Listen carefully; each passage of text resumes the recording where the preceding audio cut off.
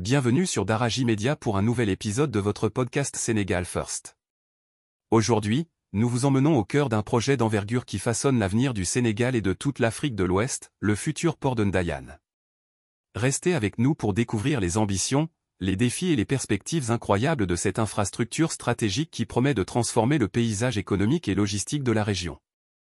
Le Sénégal s'engage aujourd'hui dans une transformation majeure de ses infrastructures portuaires avec la construction du port de Ndayane, un port en eau profonde d'envergure internationale situé à environ 30 km au sud de Dakar.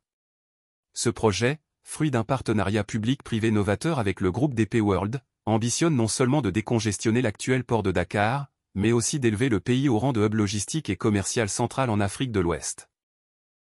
Avec un investissement massif estimé à plus de 830 millions de dollars pour la première phase, le port de Ndayane représente une réponse stratégique aux besoins croissants du commerce maritime international et régional, dans un contexte mondial marqué par l'essor des échanges et l'augmentation constante de la taille des navires porte-conteneurs. Ce projet, qui s'inscrit dans la vision sénégalaise d'émergence économique à l'horizon 2035, est également un levier essentiel de développement socio-économique, de création d'emplois et d'innovation technologique. Il doit conjuguer croissance économique et préservation de l'environnement dans une démarche responsable et durable. Le port de Dakar, situé en plein centre-ville, subit une saturation chronique qui limite la capacité du pays à répondre à la croissance des échanges commerciaux. Pendant longtemps, ce port a constitué le principal point d'entrée et de sortie des marchandises pour le Sénégal et ses voisins. Cependant, la demande a largement dépassé la capacité des infrastructures existantes, ce qui provoque des congestions, des retards et des coûts accrus pour les opérateurs.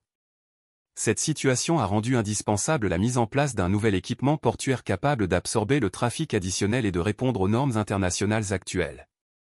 Le port de Dakar, avec ses infrastructures vieillissantes, ne pouvait plus suivre le rythme de la mondialisation du commerce maritime. Le Sénégal est situé sur la façade atlantique, à un carrefour stratégique reliant l'Afrique, l'Europe et les Amériques. Son projet portuaire s'inscrit donc dans une logique d'intégration régionale et internationale. La Guinée, la Gambie, la Mauritanie et le Mali, entre autres, tirent leurs approvisionnements via les ports sénégalais, ce qui renforce l'attractivité du territoire. Selon les estimations de DP World et ses partenaires, le port et la zone économique spéciale attenante pourraient soutenir jusqu'à 2,3 millions d'emplois directs et indirects au Sénégal et dans la sous-région. Ce commerce accru est estimé à représenter environ 3% du PIB sénégalais, avec un impact attendu d'environ 15 milliards de dollars supplémentaires d'échanges commerciaux nationaux d'ici 2035.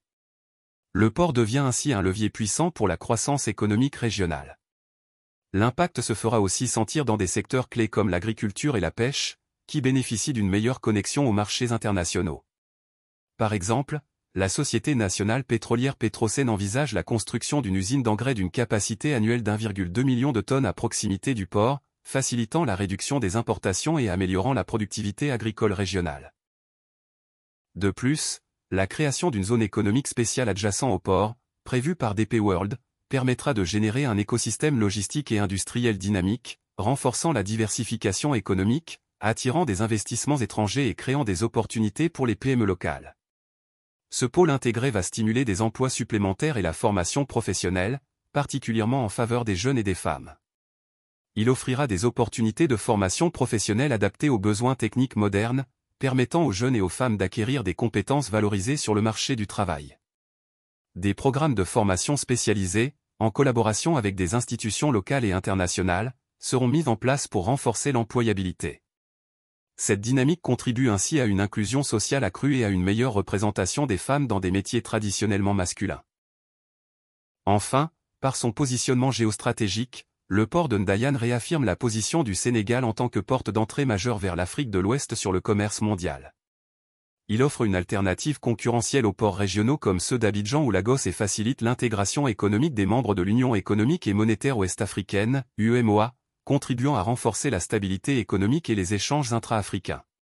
En résumé, le port de Ndayane est une infrastructure clé qui va soutenir et dynamiser le développement économique, social et commercial des pays de la sous-région tout en consolidant la place du Sénégal comme acteur incontournable du commerce maritime international.